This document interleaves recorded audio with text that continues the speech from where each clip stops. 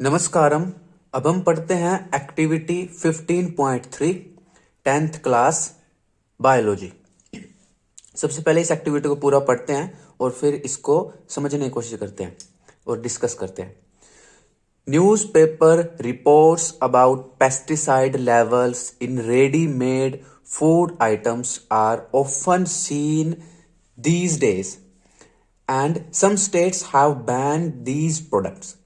तो कहता है कि आप न्यूज़पेपर अगर पढ़ते हो तो आप देखते हो कि जो रेडीमेड फूड होता है, रेडीमेड फूड जो यानी कि बना बनाया आता है, जिसको पैकेज्ड फूड भी कहते हैं, जैसे कोल्ड ड्रिंक है पैकिंग में आती है, चिप्स हैं, कुरकुरे हैं, या कोई भी पैकिंग में जो चीज़ है, कोई सॉस है, कोई चटनी है, कोई भी चीज़ जो पहले से ही पकाई हुई है और पैकिंग में आ रही है ना, रेडीमेड फूड आइटम, बस आपको उसको खोलकर खाना है। तो जो इस तरह के रेडीमेड आइटम होते हैं उनमें न्यूज़पेपर में न्यूज़ आती है कि उनमें पेस्टिसाइड लेवल बढ़ता जा रहा है। कि वो पेस्टिसाइड लेवल, पेस्टिसाइड होते हैं, इनको कीटनाशक कहते हैं, जो फसलों में जो हम केमिकल्स गिरते हैं, वो उसके बारे में रिपोर्ट्स आती रहती हैं आजकल कि भाई कि जो दूध है पैकिंग में आ रहा है, दूध में पेस्टिसाइड बढ़ चुके हैं, या आटा में बढ़ चुके हैं, या किसी कोल्ड ड्रिंक में बढ़ चुके हैं, कोई भी प्रोडक्ट है। तो उसके बाद क्या होता है, कुछ राज्य उनको उन प्रोडक्ट के ऊपर बैन भी लगा देते हैं। आपने कई सारे न्यूज़ पढ़ी होंगी पीछे कि ये वाला प्रोडक्ट था वो बैन हो गया क्योंकि उसके उसके ऊपर केस चल गया, क्योंकि इसके अंदर कोई पेस्टिसाइड था, कोई हार्मफुल केमिकल था, कोई टॉक्सिक केमिकल था।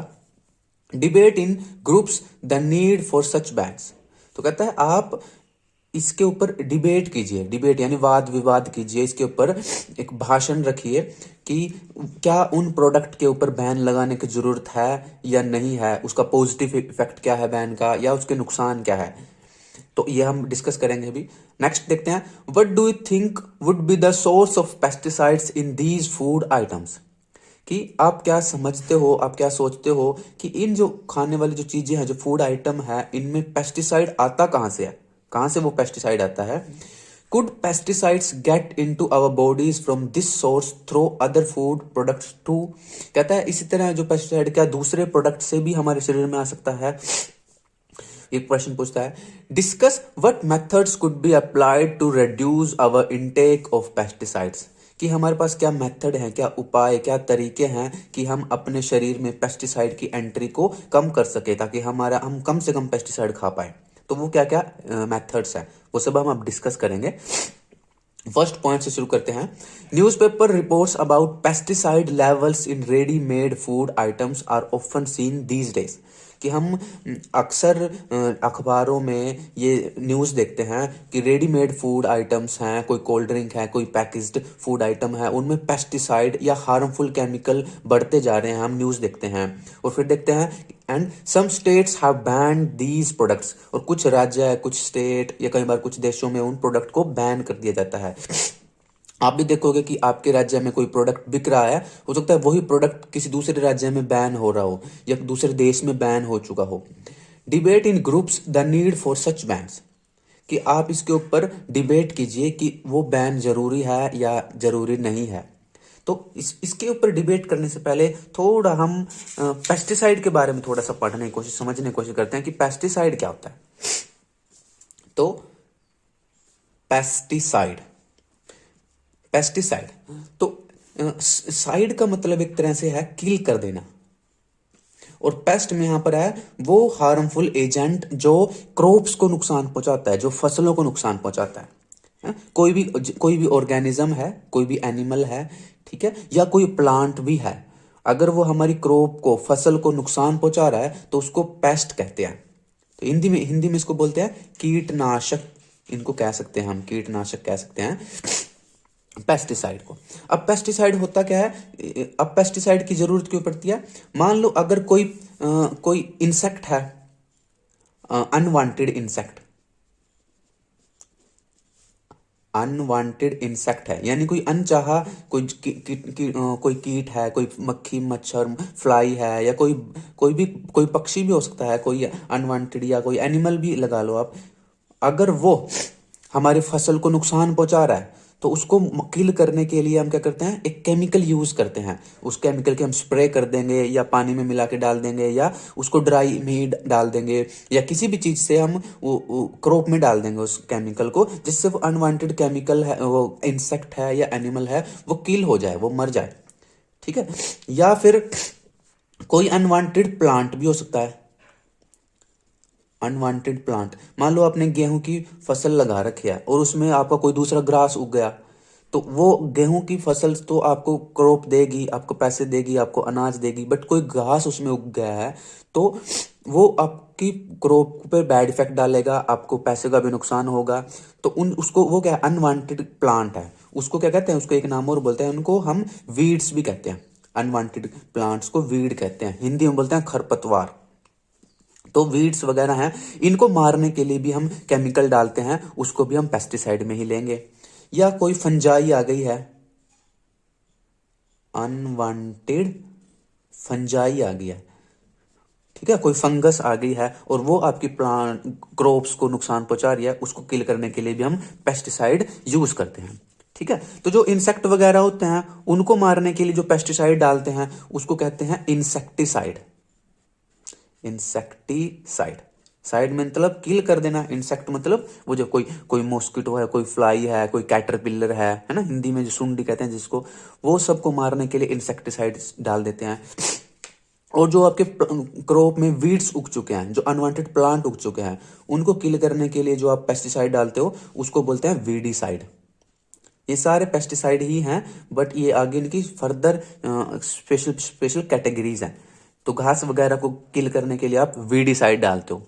फंजाई है, फंजाई को है, कोई फंगस है, कोई फंजाई है, कोई उसको किल करने के लिए आप जो केमिकल डाल रहे हो उसको बोलते हैं फंगीसाइड। तो इस तरह से हम अलग अलग स्पेशल स्पेशल कैटेगरीज बना लेते हैं। ये सब के सब क्या है, पेस्टिसाइड है। ठीक है। तो इन सब को हम डालते क्यों हैं, ताकि हम अपनी फसलों को, क्रॉप्स को बचा सके, सेव कर सके, ज्यादा से ज्यादा अनाज पैदा कर सके, इसलिए हम पेस्टिसाइड डालते हैं। ठीक है। तो ये तो था पेस्टिसाइड के बारे में थोड़ा सा। कुछ पेस्टिसाइड के एग्जाम्पल अगर मैं बताऊं आपको, कहीं कुछ एक एग्जाम्पल है, जैसे पेस्टिसाइड के एग्जाम्पल्स हैं, जैसे बोरिक एसिड, ये डालते हैं बोरिक एसिड। ऐसे ये एग्जाम्पल है डीडीटी, ये बैन हो चुका है भारत में भी और कई सारे कंट्रीज में भी, इलीगल कई बार लोग इसको बेचते हैं, यूज करते हैं डीडीटी, ये भी पेस्टिसाइड है। मेलाथायोन, ये भी पेस्टिसाइड है। इसके अलावा एंडोसल्फान, एंडोसल्फान क्या है, ये भी बैन हो चुका है बट इलीगली कई जगह पर मिलता है, ये भी पेस्टिसाइड है। एक है क्लोरपाइरिफोस, क्लोरपाइरिफोस, क्लोरो भी कहते हैं कुछ किसान इसको, इसमें क्लोरीन होती है, ये भी पेस्टिसाइड है, डेंजरस है। एक होता है साइपरमेथ्रिन, साइपरमेथ्रिन ये भी पेस्टिसाइड है। एक है डाईएजिनोन, ये भी पेस्टिसाइड है। बहुत सारे पेस्टिसाइड होते हैं, ये तो मैंने कुछ एक नाम लिखे हैं, बहुत सारे पेस्टिसाइड होते हैं जो हमारे किसान भाई यूज करते हैं। तो अब बात आती है, अगर मैं नेक्स्ट बात करें हमारे टॉपिक की, जो हमारे टॉपिक आता है कि इसके ऊपर डिबेट करो कि जरूरत क्या है किसी पेस्टिसाइड पर या किसी फूड प्रोडक्ट पर बैन लगाने की। ठीक है। तो जैसे यहाँ पर जो हमारे इस एक्टिविटी में कहा गया है, इस एक्टिविटी में तो ये कहा गया है कि some states have banned these products, कि कुछ राज्य इन प्रोडक्ट को बैन कर देते हैं। तो हमें इसके ऊपर डिस्कस करना है कि क्या उन प्रोडक्ट को बैन करना चाहिए या नहीं करना चाहिए। पेस्टिसाइड के ऊपर अभी थोड़ा कम फोकस है, तो हम चलो इसी के हिसाब से हम डिस्कस करते हैं। इन फूड प्रोडक्ट को बैन करने की जरूरत क्या है, जरूरत इसलिए है क्योंकि ये जो पेस्टिसाइड होते हैं ये हार्मफुल होते हैं। अगर हम बात करें इन फूड बैन की क्या जरूरत है, तो देखो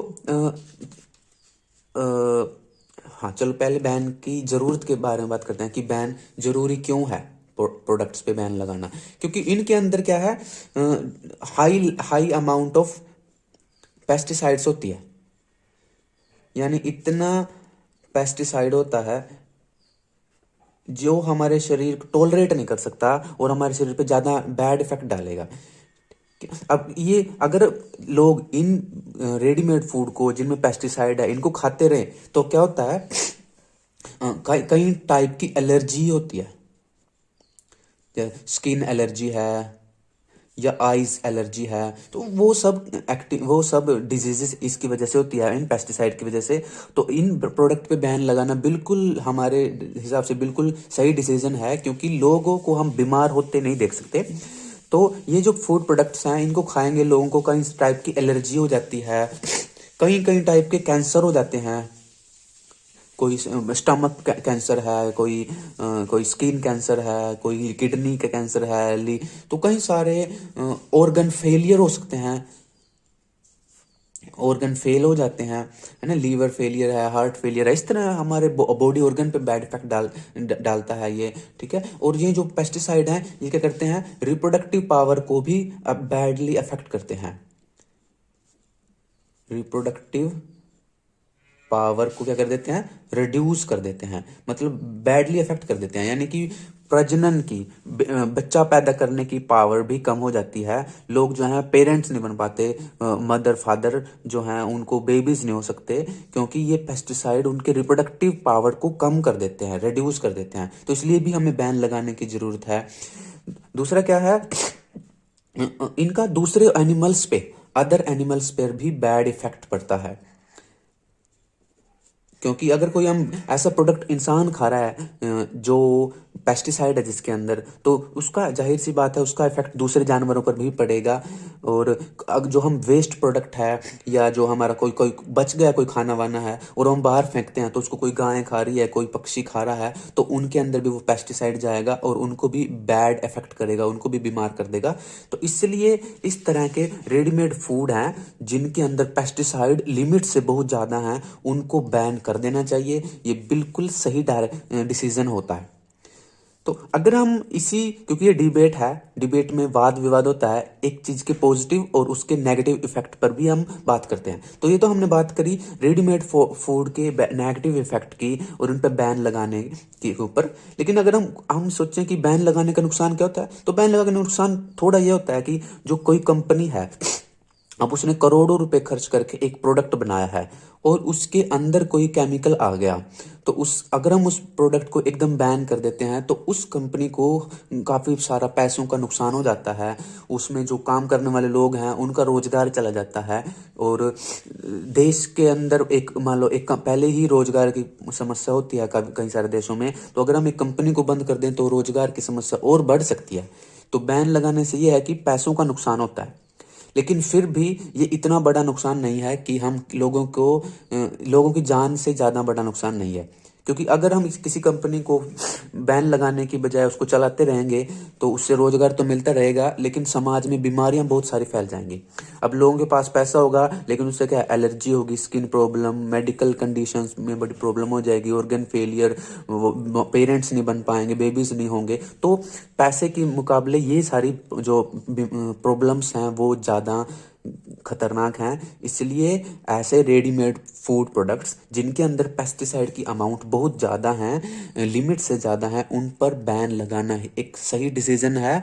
और हमारे हिसाब से बिल्कुल सही डिसीजन है, ऐसा ही होना चाहिए। दूसरा, उन कंपनीज की रिस्पॉन्सिबिलिटी है कि वो गलती से भी उनके प्रोडक्ट में ये पेस्टिसाइड ज़्यादा ना आए, उनको पूरा रिसर्च करना चाहिए, कई सारे डॉक्टर, कई सारे साइंटिस्ट अपनी कंपनी में रखने चाहिए, ताकि प्रोडक्ट को वो मार्केट में उतारने से पहले उसका कई महीनों तक अच्छे से जांच कर ली जाए कि उनका इंसानों पर या दूसरे जानवर पर बैड इफेक्ट तो नहीं है, उनमें कोई पेस्टिसाइड ज़्यादा तो नहीं है। तो ये उन कंपनीज की रिस्पॉन्सिबिलिटी है कि समाज को एक अच्छा प्रोडक्ट दें। तो इस तरह ये तो था कि बैन क्यों लगाना चाहिए और या नहीं लगाना चाहिए, क्या करना चाहिए। आगे बढ़ते हैं। आगे है what do you think would be the source of pesticides in these food items, कि आप क्या सोचते हैं कि इन फूड आइटम्स में पेस्टिसाइड आता कहां से है। तो यानी कि सोर्स ऑफ पेस्टिसाइड क्या है। तो सोर्स ऑफ पेस्टिसाइड क्या है, अगर हम बात करें कि इनका सोर्स ऑफ पेस्टिसाइड क्या है, सोर्स ऑफ पेस्टिसाइड है एग्रीकल्चर। देखो, कोई भी फूड प्रोडक्ट है, वो पैदा तो कौन करता है? किसान करता है सबसे पहले पैदा। गेहूं है, आटा है, चावल है, फ्रूट्स हैं, सब्जियां हैं, वो किसान पैदा करता है। अब उस गेहूं के आटे से, चावल से लोग कुरकुरे बना लेते हैं, चिप्स बना लेते हैं, चटनियाँ बना लेते हैं, या सॉस बना लेते हैं, दूसरे प्रोडक्ट बना लेते हैं। बट सबसे पहले यह है कि जब उस अनाज को पैदा किया था किसान ने, तो फार्मर्स क्या करते हैं आजकल, बहुत ज़्यादा अमाउंट में पेस्टिसाइड का यूज़ करते हैं। वो क्यों यूज़ करते हैं? क्योंकि ज़्यादा से ज़्यादा पैदावार कर सकें, ज़्यादा से ज़्यादा अनाज पैदा कर सकें, ज़्यादा से ज़्यादा पैसा कमा सकें, इसलिए वो लोग पेस्टिसाइड का यूज़ करते हैं। लेकिन अब पेस्टिसाइड को जब एक स्प्रे पे उस पे फसलों पे डाला जाता है, तो पेस्टिसाइड, काफ़ी सारा पेस्टिसाइड मिट्टी में चला जाता है, काफ़ी सारा पेस्टिसाइड हवा में चला जाता है, पानी में चला जाता है, और काफ़ी सारा पेस्टिसाइड प्लांट के अंदर एंटर कर जाता है और अनाज तक पहुंच जाता है। तो मान लो आपने गेहूं की फसल पे कई सारे पेस्टिसाइड डाले हैं, तो गेहूं के प्लांट के अंदर वो पेस्टिसाइड चले जाते हैं, और फिर गेहूं का जो अनाज होता है, जो दाने बनते हैं, उनके अंदर भी पेस्टिसाइड चले जाते हैं, और जब उन दानों से आटा बनाया जाता है तो वो पेस्टिसाइड आटे में होता है। अब उस आटे से कोई कंपनी अगर कुरकुरे या चिप्स या कोई अपना प्रोडक्ट बना रही है, तो वो पेस्टिसाइड उस चिप्स में, उसमें भी चले जाते हैं। तो एक तो सोर्स है एग्रीकल्चर का, जहां से पेस्टिसाइड आते हैं। लेकिन और भी सोर्स हैं। दूसरा सोर्स है, कंपनियां जब फूड प्रोडक्ट बनाती हैं तो उसको पैक कर देती हैं। पैक करने के बाद 3-3 महीने तक, 4-4 महीने तक वो दुकानों पे रखा रहता है, फैक्ट्री में रखा रहता है, फिर हम खाते हैं। आप देखते भी हो फूड प्रोडक्ट के ऊपर एक्सपायरी डेट लिखी होती है। मान लो आज ब्रेड बने हैं तो उस पर लिखा होता है कि ये 1 हफ्ते तक चलेंगे। मान लो कोई चिप्स बने हैं तो उस पर लिखा होता है कि वो 3 महीने तक चलेंगे। कोई चटनी बनी है तो उस पर लिखा होता है कि वो 6 महीने तक चलेगी। कोई कोल्ड ड्रिंक बना है तो उस पर लिखा होता है कि वो 2 महीने तक चलेगा। ऐसे एक्सपायरी डेट लिखी होती है। तो कंपनियां क्या करती हैं कि खाने की जो आइटम है वो खराब जल्दी ना हो, उसको हम ज़्यादा टाइम तक साफ रख सकें, खाने लायक रख सकें, तो उसमें क्या डालती हैं वो? फूड प्रिजर्वेटिव डालती हैं। फूड प्रिजर्वेटिव्स क्या है? ऐसे केमिकल्स होते हैं जो खाने को खराब नहीं होने देते। अब ये फूड प्रिजर्वेटिव भी कई बार पॉइजनस होते हैं, और कई कंपनियां ज़्यादा अमाउंट में फूड प्रिजर्वेटिव डाल देती हैं, जितनी नीड नहीं होती उससे ज़्यादा डाल देती हैं। इसके कारण भी क्या होता है, वो हार्मफुल केमिकल्स फूड में ज़्यादा लिमिट से आ जाते हैं, और जो है प्रॉब्लम्स करते हैं। तो कंपनियां भी रिस्पॉन्सिबल हैं। और कंपनियां क्या डालती हैं इसमें? कलर्स वगैरह डाल देती हैं। क्या उनसे? सिंथेटिक कलर्स वगैरह डाल देती हैं, ताकि वो जो खाना है वो अच्छा साफ दिखे। जैसे सॉस होती है तो कहते हैं टमाटर से ज़्यादा लाल सॉस होती है, क्योंकि उसमें वो रेड कलर डाल देते हैं। तो इस तरह वो हार्मफुल केमिकल भी डालती है कंपनियां, जो क्या करती हैं, बॉडी पे बैड इफेक्ट डालती हैं।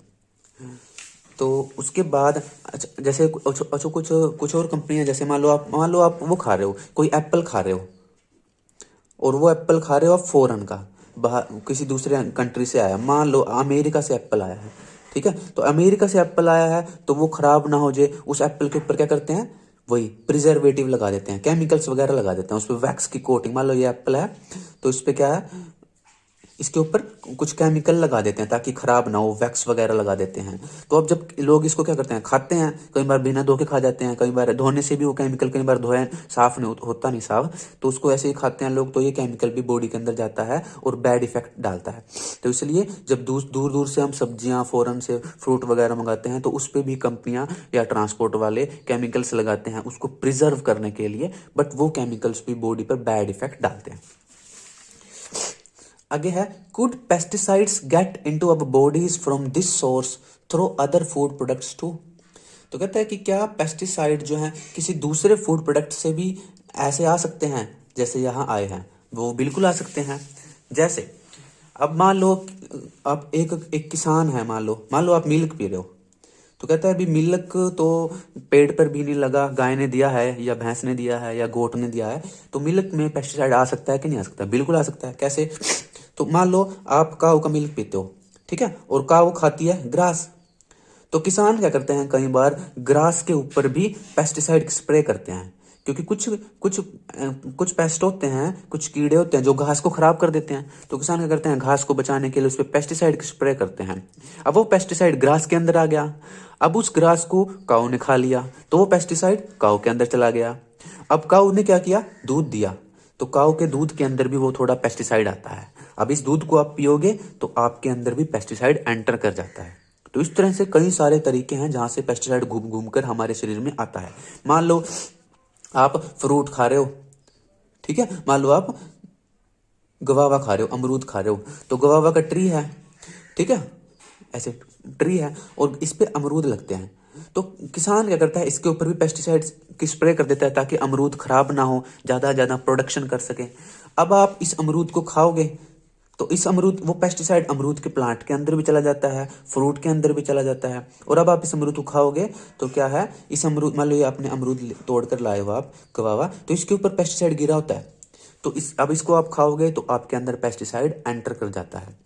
तो आप क्या कर सकते हो, अमरूद को धो लेते हो, बट धोने से भी पेस्टिसाइड पूरा नहीं निकल पाता क्योंकि काफी सारा पेस्टिसाइड अमरूद के अंदर एब्जॉर्ब हो जाता है और उसको आप धोकर नहीं निकाल सकते, तो इसलिए वो आपकी बॉडी में जाता ही जाता है। तो इस तरह फ्रूट्स हैं या आप वेजिटेबल सब्जियां खा रहे हो, वहां पर भी क्या है, वहां पर भी क्या है, पेस्टिसाइड की स्प्रे होती है, वहां से भी आप पेस्टिसाइड आ सकता है। अगर मान लो आप नॉन वेज भी खा रहे हो, मान लो अगर आप मांस वगैरह खा रहे हो, ठीक है, मान लो आप मीट खा रहे हो, तो उसमें भी पेस्टिसाइड आ जाता है। कैसे, मान लो सपोज आप क्या खाओगे, सपोज आप क्या खाना चाहते हो आप, सपोज आप वो खाते हो, मुर्गी खाते हो, हैन खाते हो, मुर्गी खाते हो, तो हैन क्या है, दाना चुगती है ना, हैन क्या है, दाना चुगती है, अनाज खाती है, ग्रेन्स वगैरह खाती है, इंसेक्ट भी खाती है और ग्रेन्स वगैरह भी खाती है। तो ग्रेन्स क्या है, फसलों में ही किसान ही पैदा करता है, तो मान लो ग्रेन्स के अंदर पेस्टिसाइड है, वो पेस्टिसाइड मुर्गी के अंदर चला गया, मुर्गी को आपने खाया तो वो पेस्टिसाइड आपके अंदर भी चला गया।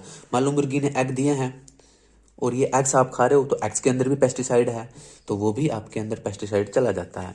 तो इस तरह से नॉन वेज खाने वाले या चाहे वेज खाने वाले, पेस्टिसाइड सब में जाता है। और तो और कई सारी रिपोर्ट्स आई हैं कि जो हमारी मदर होती है, तो जो माँ का दूध होता है, मदर का मिल्क होता है, उसमें भी पेस्टिसाइड होता है।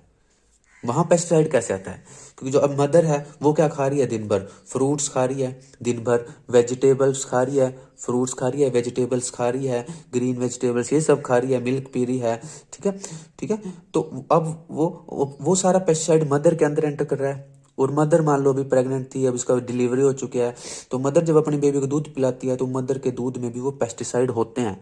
तो इस तरह से देखो, मान लो एक बच्चे का जन्म हुआ है और वो पहले दिन अपनी मदर का दूध पी रहा है, तो पहले दिन से ही उसके अंदर पेस्टिसाइड एंटर करना स्टार्ट कर देते हैं, क्योंकि पेस्टिसाइड इंसानों के अंदर बहुत अंदर तक जा चुके हैं, हमारे फूड के अंदर बहुत अंदर तक वो जा चुके हैं। तो इस तरह पेस्टिसाइड का हमारे अंदर एंटर करने के कई सारे तरीके हैं। नेक्स्ट है, discuss what methods could be applied to reduce our intake of pesticides.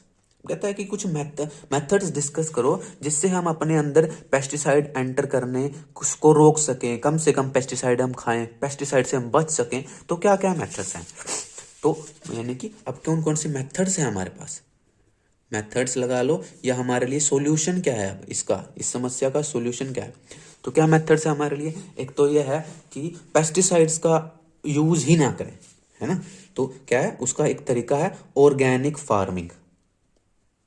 Organic farming में क्या होता है, ना तो हम फर्टिलाइजर यूज करते और ना ही हम पेस्टिसाइड यूज करते, कोई केमिकल नहीं यूज कर सकते, देसी तरीकों से खेती करते हैं, इसी को बोलते हैं ऑर्गेनिक फार्मिंग। इसमें जब हम पेस्टिसाइड ही नहीं यूज करेंगे तो फसल में पेस्टिसाइड नहीं जाएगा, मिल्क में पेस्टिसाइड नहीं जाएगा, प्रोडक्ट में पेस्टिसाइड नहीं जाएगा, और हम पेस्टिसाइड से बच जाएंगे। दूसरा है reduce the use of pesticides, यानी कि पेस्टिसाइड्स का यूज करना कम कर दीजिए।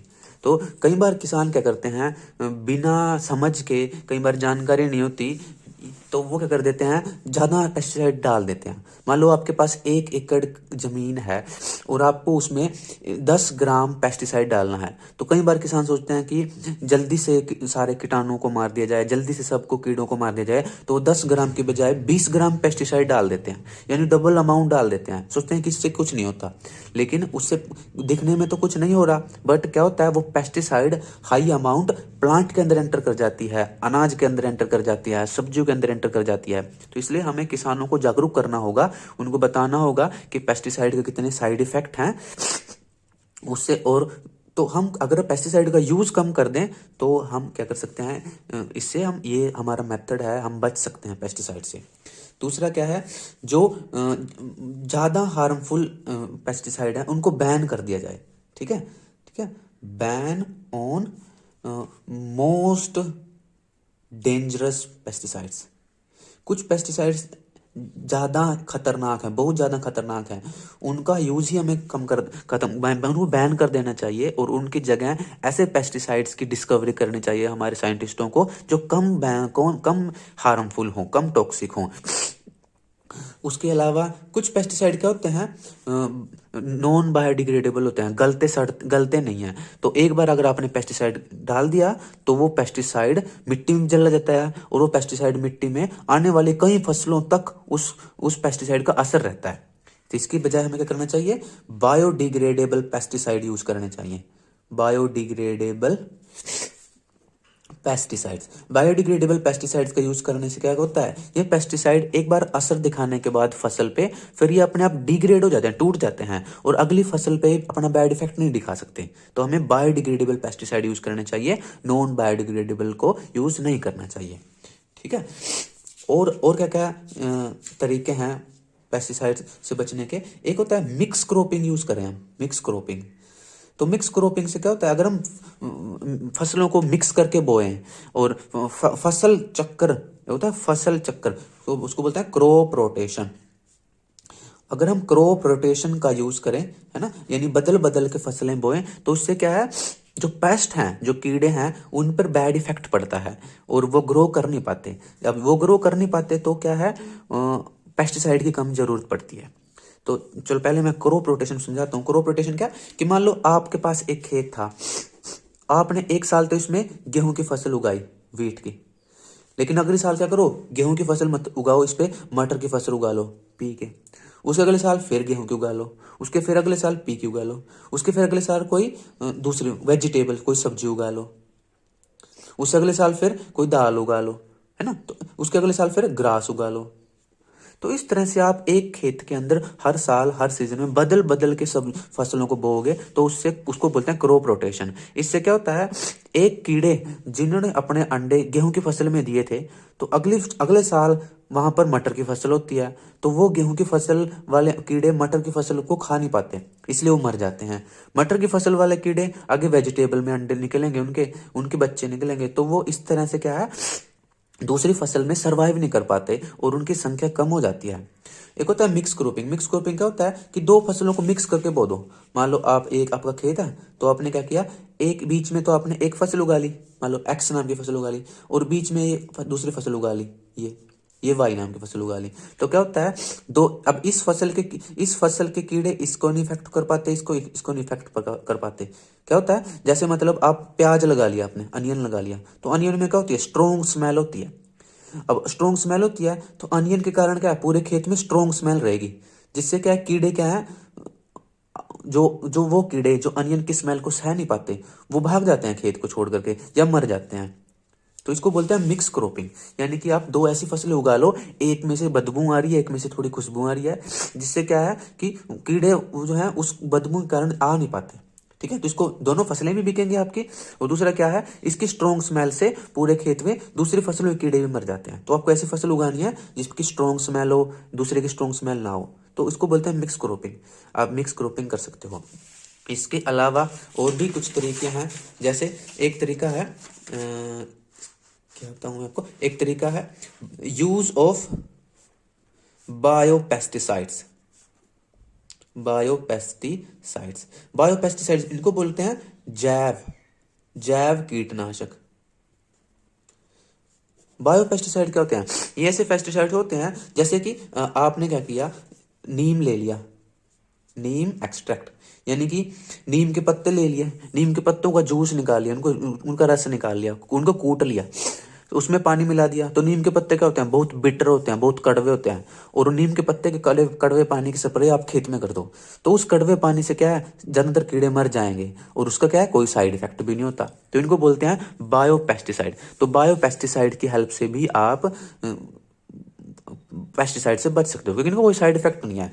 इसके अलावा कई सारे नमक है, जैसे सॉल्ट को पानी में मिला करके, नीम को पानी में मिला करके आप स्प्रे कर सकते हो, इससे भी काफी सारे कीड़े मर जाते हैं। इसके अलावा यूरिन को आप यूज कर सकते हो। कुछ जानवरों का यूरिन होता है, जैसे काऊ यूरिन है या गोट यूरिन है। मैंने कहीं न्यूज़पेपर में पढ़ा है कि कुछ किसान क्या करते हैं, जानवरों का, जैसे किसानों के पास गाय का गोट ये तो होती हैं, इनके यूरिन इकट्ठा कर लेते हैं। इस यूरिन में क्या कर लेते हैं, थोड़ा नीम मिला लेते हैं, थोड़ा सॉल्ट मिला लेते हैं, और फिर क्या करते हैं, उसको एक ड्राम में भर के रख देते हैं। तो कोई काफी दिनों बाद कहता है वो सड़ जाता है तो उसमें काफी बदबू हो जाती है, उसमें कई सारे बैक्टीरिया डिकम्पोज कर देते हैं उसको। फिर उसको पानी में छान लेते हैं, फिल्टर कर लेते हैं, और फिर उस गंदे पानी की स्प्रे कर देते हैं। उसकी क्या बहुत स्ट्रॉन्ग स्मेल होती है, और उससे क्या कीड़े मर जाते हैं, और उसका कोई साइड इफेक्ट भी नहीं होता। तो इस तरह से ये भी बायोपेस्टिसाइड का ही एग्जाम्पल है। इस तरह एक लस्सी होता है, हम लस्सी पीते हैं, लस्सी खट्टी होती है, तो कुछ लोग लस्सी को रख लेते हैं ड्राम में भर करके, उसमें थोड़ा नमक, थोड़ा नीम एक्सट्रैक्ट, नीम का जूस, थोड़ा यूरिन, ये सब मिला करके भी इसको डिकम्पोज कर लेते हैं, और इसके अंदर भी काफी स्ट्रॉन्ग स्मेल हो जाती है, और उसकी को फिल्टर करके फसलों पे स्प्रे कर लेते हैं, जिससे भी कीड़े मर जाते हैं, पेस्ट कंट्रोल हो जाते हैं, चूहे वगैरह भाग जाते हैं, और पेस्टिसाइड के जहर से हम बच जाते हैं।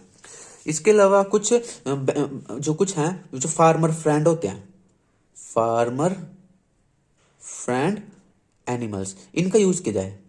जैसे जैसे मान लो कई सारे बर्ड्स होते हैं, वो क्या करते हैं, कीड़े खाते हैं। तो अगर हम हमारे बर्ड्स का यूज करेंगे, मान लो कई सारी स्पैरोज हैं, क्रो है ना, लैपविंग है, टटीरी है, बगुला है ना, इग्रेट, ये सब काइट वगैरह है, ईगल वगैरह है, ये सब क्या करते हैं, कीड़े चूहे इन सबको खा जाते हैं।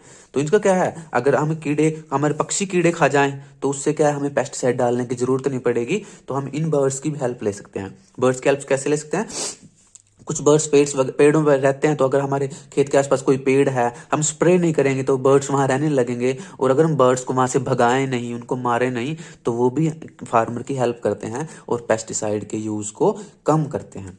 तो ये सारे तरीके थे जिनकी हेल्प से हम पेस्टिसाइड से बच सकते हैं, इनके यूज को कम कर सकते हैं। ठीक है, तो ये थी एक्टिविटी 15.3। नमस्कारम and all the best to you.